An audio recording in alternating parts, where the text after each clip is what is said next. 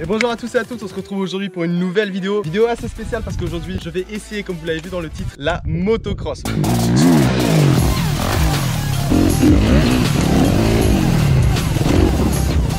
Non! Oh, mais wesh, il veut me décapiter!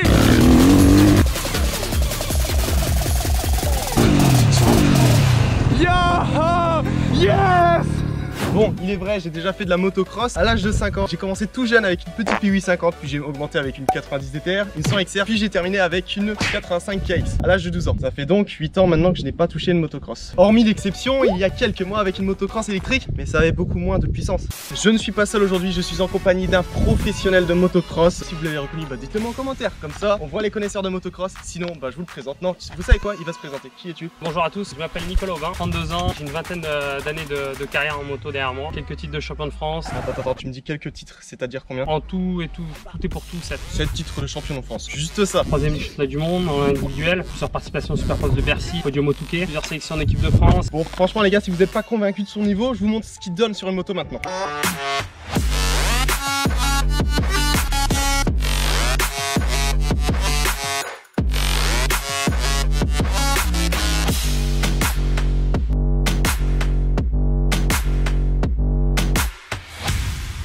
Maintenant on a présenté le bonhomme, il manque plus qu'à présenter le bolide, la motocyclette. Avec quoi je vais rouler aujourd'hui? Déjà tu vas commencer par ça. Donc c'est une Suzuki 254 ans. Voilà, il n'y a pas grand chose à dire, ça marche bien. C'est pile poil le genre de moto qu'il faut pour un mec comme toi qui veut reprendre gentiment là, qui a un petit défi à faire. D'accord. Qui veut s'amuser, c'est le super compromis. On ne met pas sur une moto qui tartine direct. Non.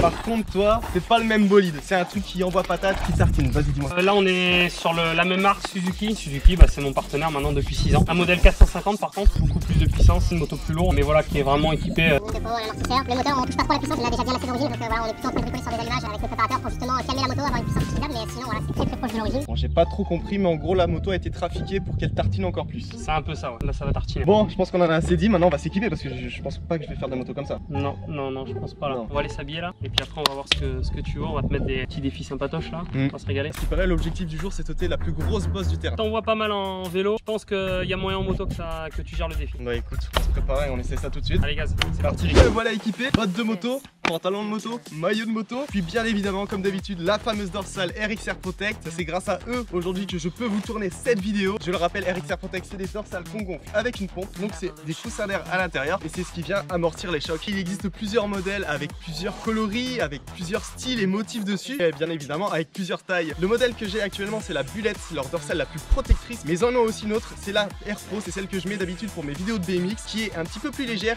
et un petit peu plus confortable. Puis d'ailleurs les gars, je vous le rappelle, il y a moins 10% sur tout leur site avec le code SORIO. J'ai oublié de le dire mais il y aura aussi une petite surprise à la fin. Non, il n'y aura pas une coque à gagner, non, j'en dis trop.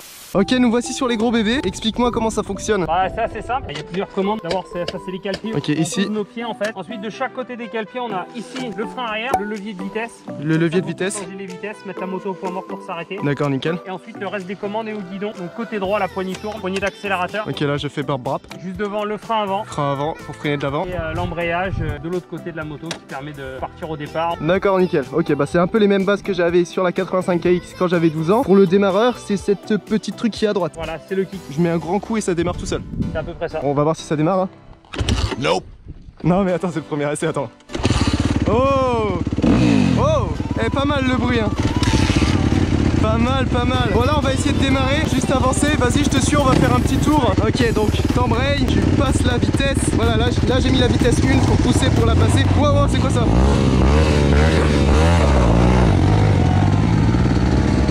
What? Mais moi je m'attendais pas à ça. On est parti.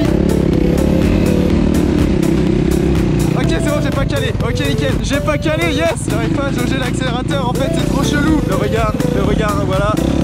Ok, nickel, ça va, ça passe. Ça fait trop bizarre les gars parce que la moto elle accélère super fort. Je fais à peine ça et ça part. Putain, on se met direct dans le terrain. Ok, j'ai réussi à monter. Wow, ça tire dans les bras. Ok, pour l'instant ça va. Heureusement qu'il va pas vite parce qu'il m'aurait déjà semé. C'est beaucoup trop bien les gars. Pour l'instant j'arrive à le suivre. C'est pas normal, il tartine pas le bougre.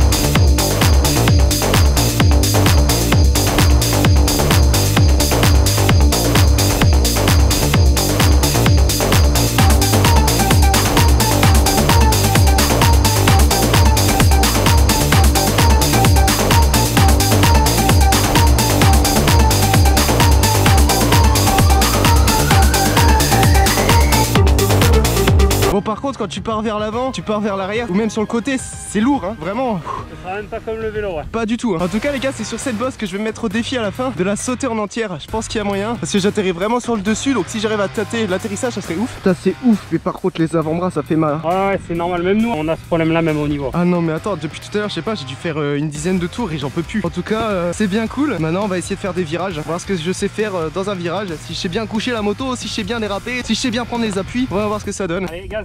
C'est parti. Pour travailler les virages, on va se mettre au niveau de cette partie du terrain, tout simplement parce qu'on commence avec un petit virage vers la droite, puis à gauche, puis ensuite vers la gauche là-bas. Comme ça nous fait une succession de virages. En plus ça fait gauche-droite et comme ça je pourrais bien apprendre du coup à avoir une bonne position dans les virages. Puis ce qui est sympa ici c'est que tu as 1, 2 et 3 sauts ici, donc ça sera bien diversifié. On regarde tout de suite comment le pro fait. Bravo, bravo. Ouais, il va super vite. Oh, trop stylé, il est passé à ras de moi.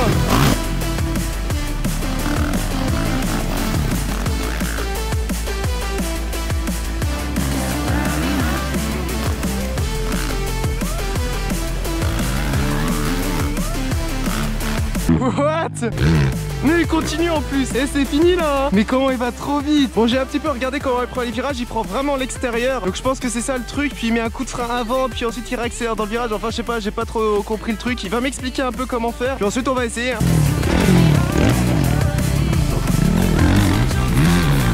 Wow.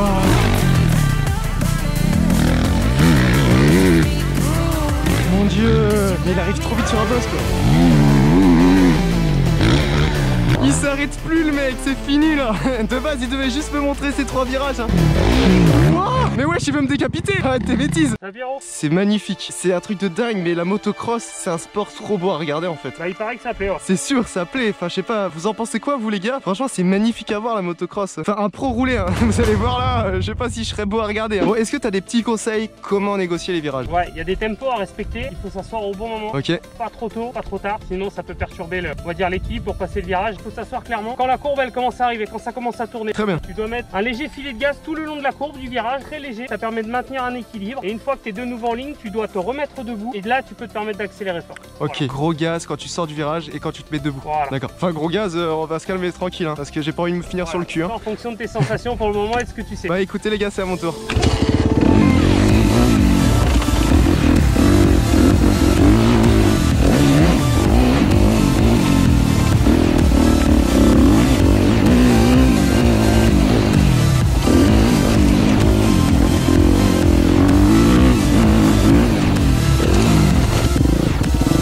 Non, j'ai calé.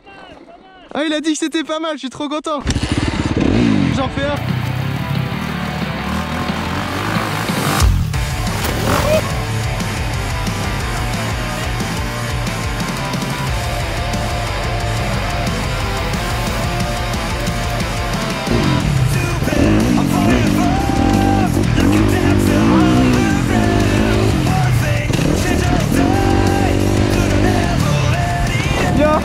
Le type met du gros gaz quand même pour une première. Ça commence à être un peu sketchy par moment, mais il essaye. On voit qu'il a des bonnes bases de saut avec le vélo. C'est trop bien. Par contre, il y a un problème. Le frein en VTT, ouais. C'est là, oui. Mais pas pour la motocross. C'est ce que je disais, t'as bloqué la roue avant en l'air sur ce saut-là. Exactement. Pas bon, ça. Sur cette bosse, j'étais trop en arrière. Du coup, réflexe de VTT, de vélo, tu freines. Sauf que le frein en moto, il se trouve ici. Et ça fait bizarre. Ah voilà, tu t'es un peu paumé là-dessus, t'as freiné de l'avant, mais bon, dans l'ensemble c'est quand même plutôt bon, c'est validé. Avant de te proposer le défi sauter la plus grosse bosse, je te propose une petite course. Je mets la GoPro sur ta tête et t'essayes d'aller le plus vite possible. Et on met la GoPro sur ma tête et j'essaye d'aller le plus vite possible. Et on va comparer les deux chronomètres, le chronomètre du débutant et le chronomètre du pro. D'ailleurs les gars, j'avais quelque chose d'important à vous dire. Ce qu'on fait aujourd'hui, la motocross c'est un sport qu'il faut le rappeler, est un sport très dangereux. C'est pour ça que je suis très bien équipé avec la coque RXR Protect, mais aussi j'ai les coudières, les épaulières, protège-genoux, des bottes hautes en fait qui protègent bien. Enfin c'est pour ça que j'ai tous ces équipements aujourd'hui, parce que les gars c'est pas comme un vélo, un VTT, c'est pas les mêmes chutes. Là c'est un appareil de 100 kg que vous avez entre les jambes et quand vous vous faites éjecter là-dessus, mais c'est une catapulte, ça te couche au sol. Donc c'est pour ça les gars, si vous faites de la moto, faites pas les fous comme je fais aujourd'hui, parce qu'il faut savoir que j'ai quand même un petit peu d'expérience, j'en ai fait au moins 7 ans quand j'étais jeune, puis je suis encadré avec un professionnel qui m'explique un peu comment faire. Donc voilà les gars, je tenais vraiment à dire ça. En tout cas on continue la vidéo et j'espère que vous la kiffez. En tout cas moi les gars, la sensation que j'ai sur cette moto, elle est folle. C'est parti les gars, je vais essayer de faire mon tour le plus vite possible. On va pas trop s'enflammer, je vais quand même y aller chill parce que c'est de la motocross, c'est quand même dangereux. Go. Ok c'est parti.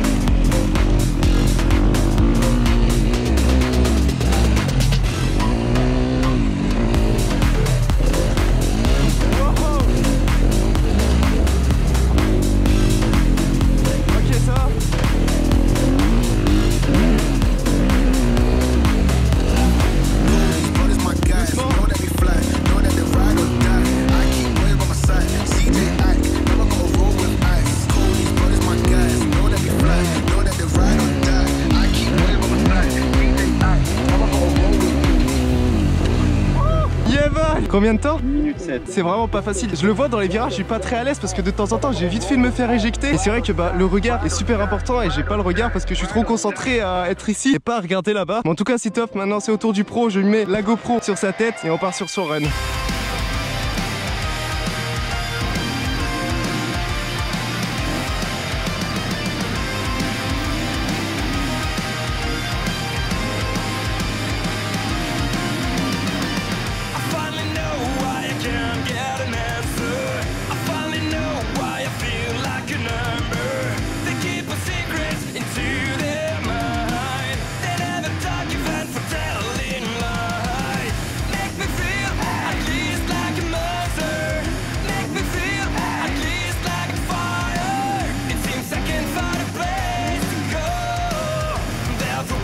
Bon, je crois que l'image au niveau du dos c'était pas trop ça. Heureusement qu'il y avait la GoPro ici, de toute façon j'ai filmé en 3ème personne. Maintenant Kiki, dis-moi le temps qu'il a fait. 49 secondes. Eh, 20 secondes d'écart quand même, c'est pas mal. C'est pas mal du tout même, hein. Faudrait pas qu'on lui dise trop de trucs parce qu'après il va venir nous faire chier dans nos courses. Il faut que je me mette au vélo du coup pour équilibrer. Bah écoute, pourquoi pas faire un jour une vidéo où je t'apprends ton vélo. Allez. Mettez-le en commentaire si vous êtes chaud, pourquoi pas faire une vidéo. Mais cette fois-ci, il est pas en moto, mais en vélo, ça pourrait être pas mal. En tout cas maintenant on s'approche sur le dernier défi, le step up là-bas. La table elle fait combien? 10 mètres environ? Une bonne dizaine de mètres, ouais. Normalement il faut plusieurs semaines, plusieurs mois. Mais avec tes bases vélo et moto de quand t'étais jeune, pourquoi pas là, t'es pas loin. Bon, allez, je suis sûr que ça va le faire. Ok, bah c'est parti les gars, on se met au défi de sauter la plus grosse bosse du terrain. Non. C'était pour faire mon demi-tour, tu vois. Là, hop là, je redémarre. Ah. Non mais attendez. Après je trouve que c'est un magnifique moment pour vous abonner à cette chaîne YouTube, de mettre un petit pouce bleu et d'activer la cloche pour pas louper les prochaines vidéos. Et maintenant j'arrête de faire le con et j'arrive à démarrer cette poteau. Voilà. Ok. Yo. Ok, presque. Allez.